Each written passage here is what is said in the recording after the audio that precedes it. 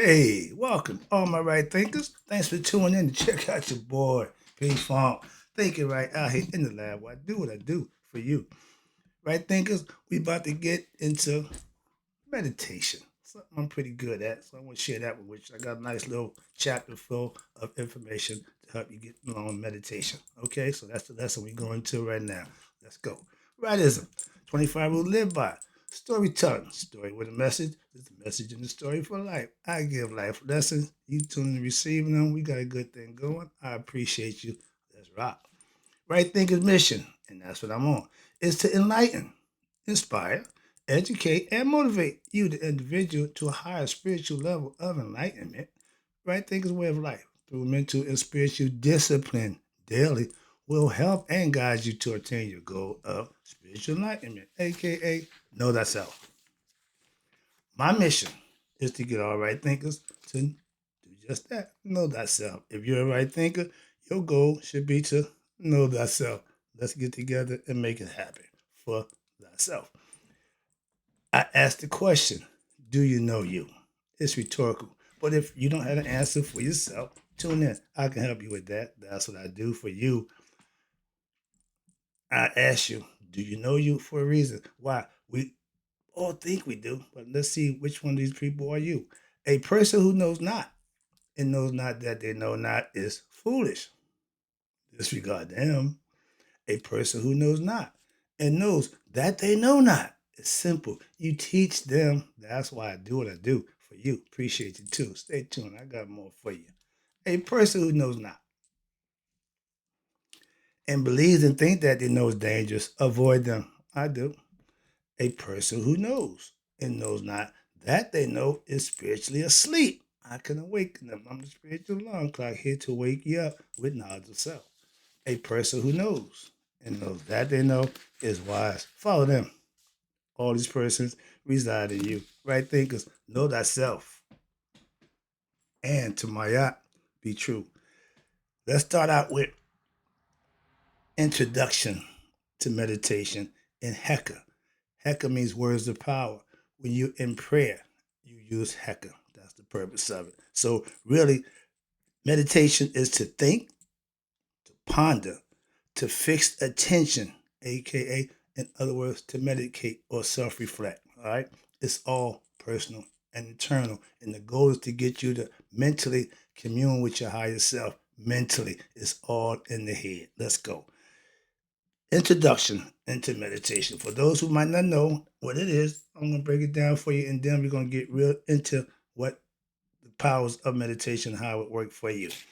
Up to now, we have discussed what they call continuous awareness of what the Netter rule as a form of perpetual meditation. That's the state that I live in. We call it being God conscious or being prayed up. Same philosophy, same concept. But you have perpetual meditation practice throughout the day. You live in a meditative state of mind. Now, we all will explore what? The phase of meditation as a formal practice. You can set a time out where you can meditate. I do it daily. Meditation may be thought of as what? Defined as a practice of what? Mental exercise. That means you're thinking. And disciplines. That means you adhering to what you're learning and enable you to aspirate to what? Achieve what you're trying to achieve. Control over your mind, specifically to stop the vibrations, aka negative thoughts of the mind, due to what? Your unwanted negative thoughts, bad imaginations, etc. You see that? Some of us don't have control over what's going on in our mind. That's what meditation helps you to gain control. Just as the sun is revealed when the clouds disperse. Clouds coming by, sun is covered. When they move on, sun back. So the light, watch this. So your light of the self is revealed when your mind is what? Free of negative thoughts, bad imaginations, bad ideas, delusions, gross emotions, meaning no control over yourself, emotions, and your sentimental attachment, etc. Meaning you are doing a whole bunch of nonsensical things, and we call them fetters. when you're ignorant of yourself, these are things that you do what to yourself because of lack of knowledge of self. So the self, speaking of, your true identity, not your ego self who you identify with, but your true self, watch this, is visible to what? Your conscious mind. Once you raise it up, you start to realize, oh, yes, there you go. The mind and, watch this, your nervous system, what are they? They are the instruments of the self. That's telling you that the internal workers of the physical body is taken care of by the mind. The physical parts of the body is your senses: smelling, seeing, hearing, touching, and tasting. Okay, that's how the body regulates the information to the brain. That's fine. But the brain's going on something, its own stuff up in there that you can control. That's where meditation comes in at. And the mind is the instrument, watch this, which it uses what? To have experience in the realm of time and space. What they're saying is, like I tell you, we are divine spiritual beings of God in the physical form having a human experience. And because of our lack of knowledge of who we are, we think we're human. So we act, conduct ourselves like human beings, and that's not good. Wow, we're spiritual beings. We should be enlightened.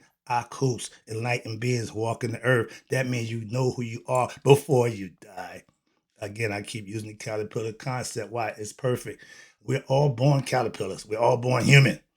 We're supposed to realize we're spiritual beings and change. Mm-hmm. Sprout wings and fly. Okay?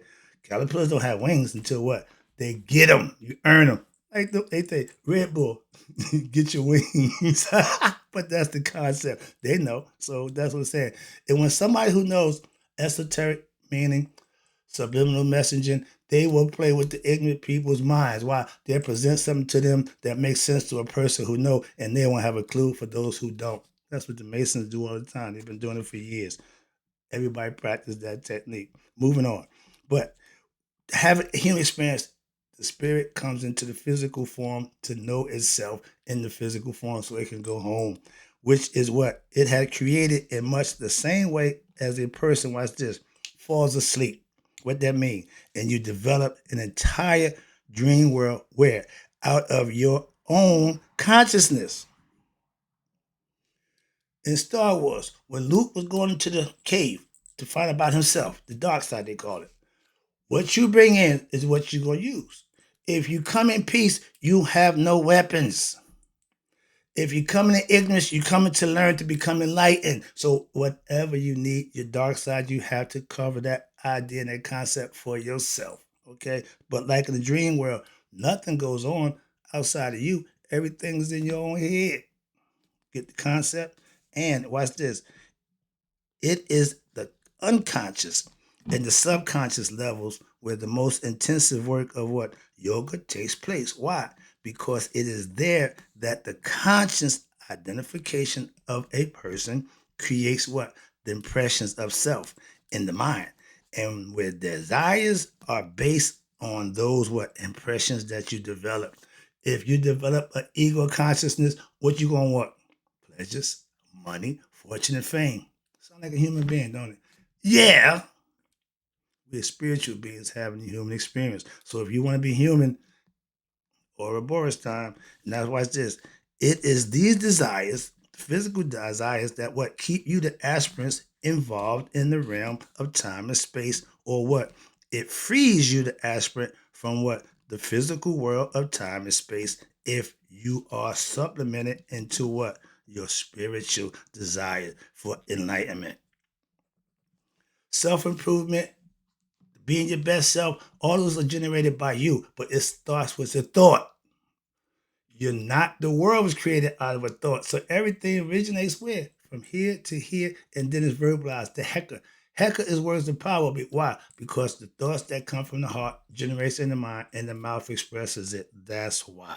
And watch this. Now you got the desires. When your desires are raised, you want more than just physical things. Now you become spiritual. Now you're starting to realize who you are. That's the name of the game for us right thinkers. And the desire to what? Attain what? Spiritual enlightenment, knowledge of self. What? Is not viewed in the same manner as what? Your ego. The aspirin side wants better. The ego side wants no part of it. Watch this. And your ego-based desires, and it is it is viewed as being aspiration, meaning you want to. That's desire. That's will. Want to, which is what? A positive movement. The ego don't want positive movement. Externalized consciousness. What the hell? What? Externalized means outside, right? So externalized consciousness that says distracted by what? Your egoism and worldly objects. Meaning you caught up in the physical world. You want all the fancy name brand clothes. You want to look good. You want to drive a nice car. You want everybody to know you. That's all ego. All of it. Sorry about that. The light of the self, which is your consciousness, shines through what? Your mind. And this is what sustains your life. Again, this, the flow of consciousness in most people is from what? Within, but it's moving outward. This causes what? Them to be externalized, materialized, and distracted, and you lose energy. You putting in energy somewhere that it's going nowhere. It's like taking the plug out the wall and generate energy. It's going nowhere. You're not generating nothing, but you're burning it like on the treadmill. You're gonna go and burn energy, but you ain't went nowhere. Like the dream state. You go everywhere and come back, you ain't left your bed. This is all conceptual. It's all in the mind. And just imagine if you had control of what you thought. Yeah. Excuse me. You can. Where the mind goes, here we go, energy flows. Did you know that? You are what you think and believe you are. No matter what you say, that's just what it is. Now, have you ever noticed, watch this, have you noticed that you can feel someone looking at you? Mm-hmm. That's the extra sense, the sixth sense. You only count five. The sixth is the extra sensory perception. Oh, you got ESPN. It's ESP. But the idea is that you can sense and feel with that extra sense, just like you can sense and feel danger. Animals use instinct. They know when something's wrong, okay? And what happened? When one person senses danger in the jungle, he what? Signals to his other ones to let them know. Danger, danger, warning. That show, Lost in Space. Only thing the robot could do was give you facts, equations, solve problems, okay? But when stuff break out, warning, warning, danger, danger. He wasn't no good. But the concept is you had to sense danger. Why? It ain't always, relevant to see. So you got to be aware. And the desire to watch this, where we at? So this is why. This is because there is a subtle energy, okay, being transmitted through what? Through their vision, which is an extension of what? Their mind, the physical eyes, the seeing, come from the inside vision. This, watch this. Now, those who live in this externalized state, meaning the physical world of mind, are what? You're not aware of the source of consciousness. Nope. Meditation, as well as what? Other spiritual disciplines, such as right thinking philosophy or yoga, serve to what? Reverse the flow of what? Consciousness on itself. Don't send it outward, showing it back in. Sexual simulation, semen retention, that's all keeping the energy inside. Same concept. Watch this. But meditation, excuse me, as well as other disciplines, will reverse the flow of your consciousness into itself. So that what? So that your mind acts as a what? Mirror, which reveals what? The true self. If you allow it. If you present it that way, it will. If not, excuse me. The mind supposed to operate on a tendency of you controlling it. It can't run on its own. And if you won't control it, the ego will. Okay? Now, let's talk about internalized consciousness of your yoga, aka practitioner. You, the meditator, you, the one practicing yogi. You're called a yogi, okay? Female yogini, excuse me. But let's talk to internalized consciousness. I mean, stuff that go on inside you. That's where everything goes at. Most people, excuse me, Most people are what? Unaware of what? Of that there are deeper levels to what? Their personal being. Just as they are what? Unaware of the fact that physical reality is not really physical. What? Set up quantum physics experiments have what proven. So it ain't up to what you think and feel. The physics scientists have proven what? That the physical world is not composed of, you ready, matter, but of energy that slows down till it appears to be matter. Okay. Now this supports the findings of what? Our ancient sages who have taught for thousands of years what? That the reality which is experienced by the human senses, the five senses, is not in what? Absolute reality. Mm-mm-mm. But a conditioned one. What that mean? That means that you must what? Strive to rise what? Beyond your conditioned mind, okay, ego, ignorant, and senses, in what? In order to what? Perceive reality as it truly is. An ignorant person, a person who can't comprehend and get spiritual knowledge and understanding, will never know themselves. Simple. It's mental, and you have to learn it. You have to experience, hence the mystical experience, even in religion. That's the whole goal. I know that. I'm trying to tell you that. And the main thing is, right thinkers, our discernment. Anubis, he's your discernment factor of your character. I'm gonna break that down for you coming out too. And that means you are able to what? Distinguish the real from the unreal, truth from lie. Truth, lie. It's up to you to know the difference between the two. That's what knowledge of self is all about. That's what knowing thyself is all about. Why? Knowing what's real and what's not real when somebody presents it to you. A con man can't con me. Why? I know the cons. I ain't gonna go for that. An ignorant person might be con. Get knowledge of self and avoid that. Let's go. Right quick. I'm gonna wrap it up. See the clock. All right, here we go. Learn to distinguish the real from the unreal. How you do that? Human beings are not composed of what? A mind, senses, and physical body. What? Beyond the physical and the mental, what? There is a soul level. Really? Tell you there's levels to this shit. This is the realm of what? Your higher self. You hear me speak about that all the time. Which what? All of the teachings of right thinking philosophy and the various practices of what? Meditation are directed toward discovering who? Thyself, aka higher self. And this hidden aspect, which is Amen, means the hidden one. This hidden aspects of ourselves, which is what? Beyond what the thoughts is known as, you ready? Amun. Amen. Ra Pata. Amun is the hidden one. He's internal. He's inside you. So you have to find him. And there's things you can do to do just that. He's there. You just have to find him. It's called being awake, waking up, spiritual light, niha, spiritual enlightenment. But that's how you get to your hidden self, the higher self. And watch this.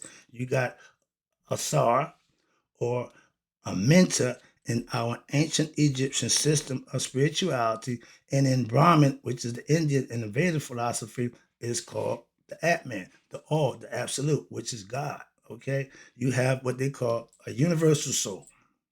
That's God. Then you got the mind and you got the senses.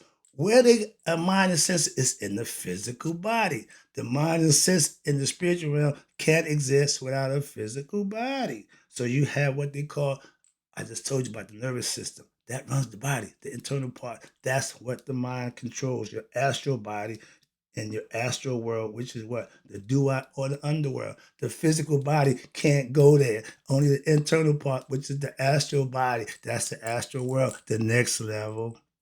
Some of us call it death. Yeah, but we call it the afterlife. Why? Because there's something going on there too. That the spirit can't die. The physical body is gonna stay here.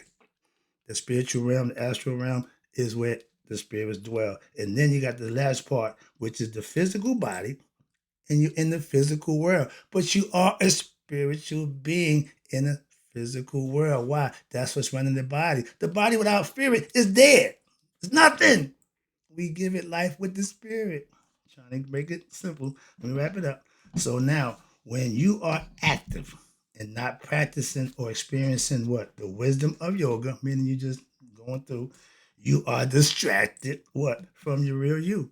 If you ain't focused on you, if you ain't into you, you're distracted by worldly things. Again, simple. Watch this. And this distraction, which comes from the desires and cravings and the endless, you hear that? The endless notion of thoughts of what? The mind is the veil which blocks your what? Your perception of your deeper essence, aka netta or netta, capitalized. If you don't know the essence of who you are, you're ignorant of yourself. Simple as that. And due to the world, you successful in your ventures in life. So you will get, when I was selling drugs, I didn't know about no God. I got money, I got drugs, I got everything I want. Take them away, what you got? God. And he was there the whole time. He ain't going away. He tell you that. I'm learning that part too from the biblical concept. That's all right. I'm learning. But watch this.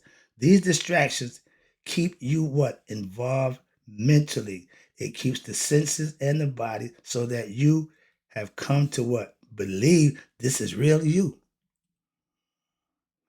When your body is motionless, and you are thinking and feeling, you are mostly associated with what? The mind. So the body, when you go to sleep, it ain't going nowhere. But the mind take you anywhere it wants to. So that's understanding. That's the next life. That's the world that you're gonna be once this physical world is over.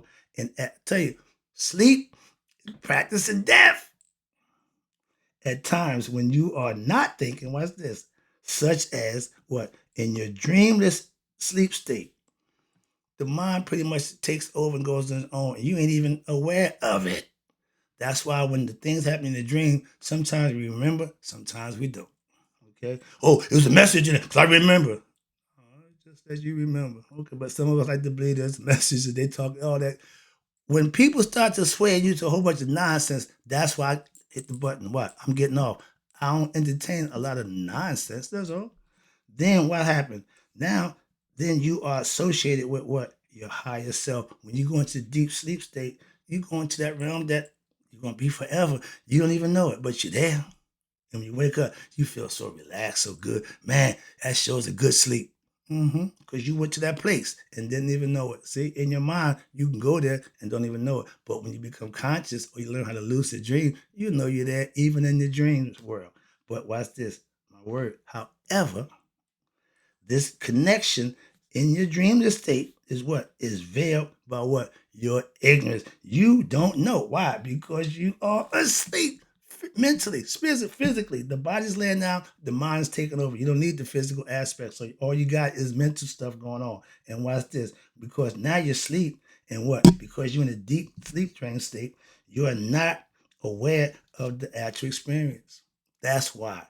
In order to discover this realm, what? You must become consciously you must turn consciously away from what? You ready? The phenomenal world, the physical world. If you caught up in having things, obtaining things, and being things in this world, all wrong. Okay? When you caught up in the phenomenal world, which is what? Really distracting you, what? From your inner reality self. In the practice of right thinking philosophy, yoga will accomplish what this task by what? Meditation, when backed up by what? The other disciplines of right thinking philosophy, is the most powerful agent of what? Self-discovery. What I give you, what I teach you is the best way to what? Know thyself. The practice of meditation daily allows what? One to create what? A higher awareness. Again, you're communing with God, your higher self, becoming one with your higher self, which what? Affects all aspects of what? Your life. Sorry. But most importantly, it gives you the aspirate right thinker. You ready? Experiential knowledge. That's absolute knowledge. That's not belief. That's gnosis. That's knowing through what? Experience. And experiential knowledge of his or her what? True self. When you wake up to know who you are, that's the true you. Understand that it takes work. I'm trying to get that for you by giving you the things you need daily. You had to put the work in, and that's how you know thyself. Meditation helps you with that. I got more for you right now. I'm in the lesson, and right thinkers, as you know, in closing, may all right thinkers live to be 100, and me 100 minus a day. So I never know that right thinkers like you have passed away. I got more meditation lessons for you. I'll be back.